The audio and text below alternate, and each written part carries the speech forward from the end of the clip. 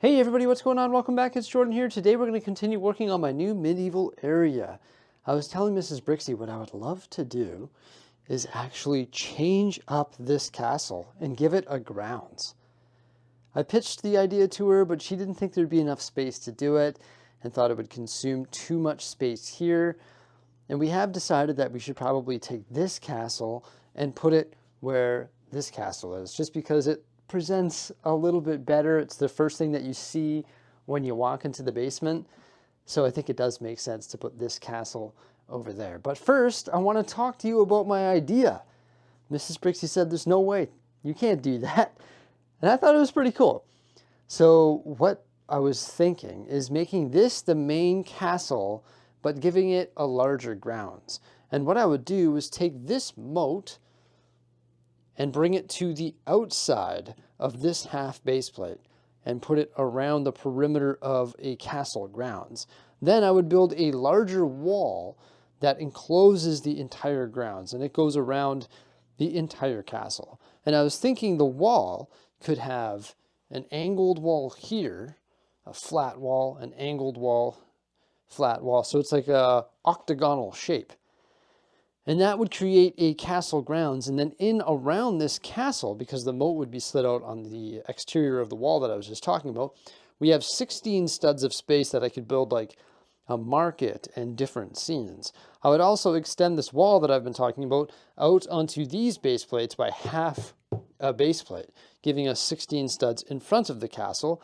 And that wall would have the drawbridge built into it. And then this would be changed to a gate rather than a drawbridge, because there'd be no moat that you'd have to jump over to go into the castle. This could be the main military barracks with the King's Keep within. It's just the most guarded place in the fortress or castle. And then you could have the exterior wall, which would have different towers on it as well. And then all sorts of scenes inside. It's essentially growing this castle within the space that I have right here by giving it a grounds and building a first wall of defense. I think it would be pretty neat. I sort of want to do it. I've sold myself on doing it, but then with the conversation with Mrs. Bricksie, she's like, it doesn't really make sense because you have 3 castles here. This is more like a King's Landing style deal that we're talking about, but you have 3 castles that are in such close proximity. What do you think of my idea though? Wouldn't that be pretty cool? And this could be the Black Falcon village around the castle. Another idea that I could run with is just increase the size of this castle. So rather than having these towers where they're positioned now, just move them out 16 studs. So they would be somewhere along the lines of that. I'm just going to put it there because it's safer. But something along the lines of that, and then build these castle walls larger, giving it more space for interior details. Because now I've built the King's Keep in there, and there's not a whole lot of space for interior details. But if I was just to expand this castle by essentially just increasing the size of everything, then I could fit more details within. But this castle is already pretty huge when you compare it to the other things in the medieval area.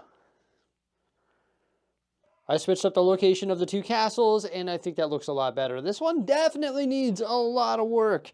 Oh, I want to build that huge castle scene. Maybe when I get the bigger place, we can look into increasing the size of these castles. But for now, I just want to work on developing the surrounding area. I'm not going to work on mills plating this today just because that's a huge project, and I want to start to just fill in some of these plates on the exterior of these castles. Also, I want to fix up all of these colorful bricks because those don't look too good. So I think that's the first thing that I'm going to do today. I decided to switch up all the color with light gray. I know that's sort of like a valuable color, but I had a whole bunch of light gray 1x10s that I found on the pad wall and they weren't in use. And light gray does match the base plate color. So it just makes sense somewhat. I would prefer to do it in green, but to use green brick is just not a luxury that I have right now because I'm running low and I'm going to need a lot of green brick for other things in this project, most likely. I've removed all of the green base plates, and the next thing I'm going to tackle is mills plating every single one of those green base plates with green plate. I think I have enough green plate, so I'm in luck there. Pad walls have treated me well. There's the stack of base plates, and here's all my green plate. That's all of it, though. At first, I didn't think I had enough, but then I realized that this wasn't stacks of 2x8s. This actually has a hidden layer of 4x4s underneath. So if it weren't for those, then I wouldn't have enough green plate to take on this project. But I think the simplest thing to do would be just to convert all of these to mills plates, lay it out over there, see what it looks like, and then start to develop the landscape. I've been scavenging green plate. I've still got some 2x left, but that's not very efficient to use when you're building mills. So this is literally all that I have left, and that's not going to get me very far. But luckily for me, I think that's enough plate to get me there. We've got all the mills plates created.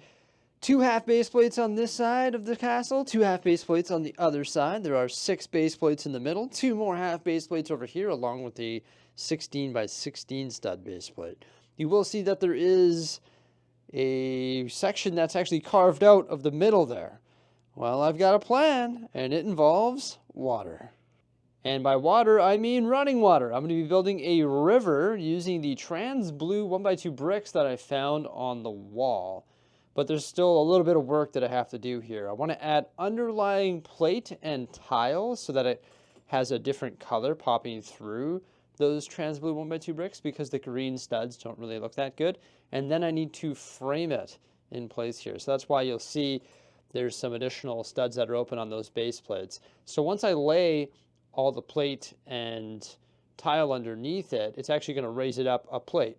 And then that's going to throw this off a bit. So I'm going to have to frame it with like green bricks, probably green and brown, tan, whatever. It's going to match like the underlying plate that I put underneath here, and then just sort of frame it with miscellaneous green plate to try and blend it in with the scenery. I've made some progress, and while I was building, I tested different things. I decided to put all black plate underneath the river. I just think that's going to look better. I tested brown and tan and dark orange tile and plate. Didn't really look that good. And I decided to go with plate because it actually works better for the height difference. Because when I'm adding the plate and then I have the brick on its side, it's of course raising it up. So I'm going to have to raise up the grass or the green plate around the river. That's why I've added more black plate around the entire river, just so I can transition upward and make it look a little bit more realistic. Also, what I've done is I've gone through and I've changed up all of the underlaying brick on the mills plates so that they're no longer showing, because before there was like a 2x2 brick and you could see 3 studs popping out. So I switched it all up with 1x1s, and in some cases there's like corner bricks embedded in there to support all 3 plates on top, and it just looks neat and tidy. And now it's ready to be blent in, so I can actually blend in the river. And the nice thing about this height is the fact that I can grab a 2x2 brick of any color, probably green or whatever, any brick, and go around and frame the river. And when I put a plate on top of that brick there, if I just grab a plate from over here, it's actually going to match the top of the river. So it's going to blend in quite nicely. I was testing tile under there and it wasn't matching the height because of course tile doesn't have the studs. So this is the way that you can match the height. So that is good. The only issue right now is the fact that this is all the wedge plates that I have. And of course I would love to frame this river with all wedge plates, but that's literally all I have. So I'm gonna have to order a bunch of those, and I'm gonna have to order a bunch of green plate because I'll be expanding the Lego room soon, and I'm gonna need, I don't know, a couple thousand 4x4 green plates. I'm hoping the 2024 pad wall selection helps me out with that, like it has in the past, and I've been pretty lucky with that, so I think it is going to help me out. But yeah, the next thing I got to do is just go around, frame all this with brick, plate, slopes, different colors, and all that. This took me quite a bit of time just because I was testing so many different options, and I think the black plate is the best option just because these bricks are pretty thick, and that looks pretty authentic. Get some nice water under there. Now I could do what I did with my other water and just use black plate or azure plates and blue plates and put tile on top, but I wanted to try something different. Plus I don't have a huge amount of these tiles left, and I always like trying different things. Of course, I've done all sorts of different water techniques throughout my years of building Lego, and I just want to try something different rather than just doing the same. I have seen some crazy building techniques in regards to water on Instagram through like Empire Lug, who specializes in Star Wars mocks, and they've done some crazy techniques like with different trans clear tiles and 1x1 studs that are trans clear as well. But what you have to keep in mind is when I'm building this stuff, I'm just using the parts that I currently have. I'm not like a lug member. I don't have access to bulk lug, or I don't have access to like a limited parts. So I'm just trying to use the parts that I have in my inventory and try and do things differently based on the parts I have. But I like the look of this, and I can't wait to blend in this river. Now the river has been framed with bricks. I used 2x green brick and also some 1x brown brick. And that brick provides the support for the top layer of plate, which will help blend in the river. I decided to use a bunch of these corner plates in tan, dark tan, nougat, and also green. Those do a great job of covering up these little gaps that are created from the bricks laying on their side. Just like that. And I think I did a pretty good job of creating a uniquely shaped river. Maybe this is a bit straight here. Maybe I need to use some more of those corner plates to give that a better shape. But once I add vegetation and greenery, like leaf elements and bamboo, sort of all over the edge of the river, it's going to sort of cover up some of those hard corners as well. The next thing I want to do is try to create a bridge so that people can actually cross this new river. Thankfully, I had a whole bunch of these in my inventory, which is just such a cool part. They're the modified 1x2s that are like curved or rounded on the corners. The really neat thing about those is when you put them like that, well, they actually can bend. They have the space to bend, so you can build a curved bridge. So after I created that, I was like, okay, how am I going to build some sort of handrail and frame this bridge? I was playing around with like connectors. That didn't really work out. So I decided that, oh, I'm just going to use some arches and some masonry bricks and also some curved slopes.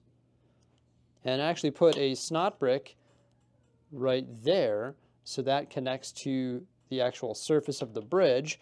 I should be able to place this over the river, and it's an even stud dimension because I used the right amount of plate, and then I capped it with tile, and then I'll be able to put that on the opposite side, and we'll have a nice little bridge that will service this river. And I think that fits in there quite nicely. The stone just sort of matches the medieval feel of this area. Based on a suggestion in the comment section of one of my last videos, I decided to make a pretty sweet change up here, and that is the position of the blacksmith. I actually decided to put it right here beside the Black Falcon Knights Castle. Of course, the Lion Knights Castle used to be there, but I moved that over here where the blacksmith used to be. And I like that because it breaks up the castles. Like we had 3 castles that were sort of clustered together, and now we have some height over here. It's something different to look at, and the castles aren't clustered together because that doesn't really make any sense. So when I get around to developing the grounds of this area, I want to add more horse stables, little buildings that might represent smaller blacksmiths, and also like a market and all sorts of different stuff. What that's exactly going to be, I'm not sure, but there's definitely a lot of space around the exterior of these castles to add some pretty cool details. The main thing that I wanted to do today was add, well, the mills plates and also add a river. And I think I did a pretty good job of adding that river. As you can see, I added the leaf elements and some other vegetation around the banks of the river. And I think that does a great job of blending it in and just sort of making it a lot better. What else should I do in regards to landscaping in this area? Another comment suggested that maybe I should have a little bit of a backdrop with a waterfall, and that might look pretty cool. It's sort of similar to what I've done with the backdrop over there by the 8 Studs house and the airstrip. All sorts of trees and vegetation on that as well. And that, something like that might look pretty cool. Also over there is the forest hideout. I should probably bring the forest hideout and put it over here with all of the other medieval stuff, if that makes sense. Maybe I could integrate that right there behind or beside the horse stable, or hide it over there. And then of course I need to cover this area with trees. I need to get some more soldiers and minifigures for this area as well, because I want to do some sort of battle. There has to be a battle between the Black Falcon Knights and also the Lion Knights. Like, we're sure that has to happen. But at least today I was able to get these mills plates constructed and add the river with a really nice bridge. I don't know what I'm going to work on next, because I need to finish the details of this castle. I need to mills plate this castle. I need to fix up the landscaping and start working on the details around those castles. I also need to fix up some of these trails and pathways so that these connect and make more sense, because now this trail is leading nowhere. So I need to fix that up as well. And I also need to work on modularizing my Chinese restaurant, which is right over there. So I've got quite a few different projects that I could work on. It's just a matter of determining what I'm going to work on next. That's all I have time for today. I hope you enjoyed this update. Please remember to like, subscribe, let me know what you think by commenting below, and have yourselves a fantastic day. Farewell.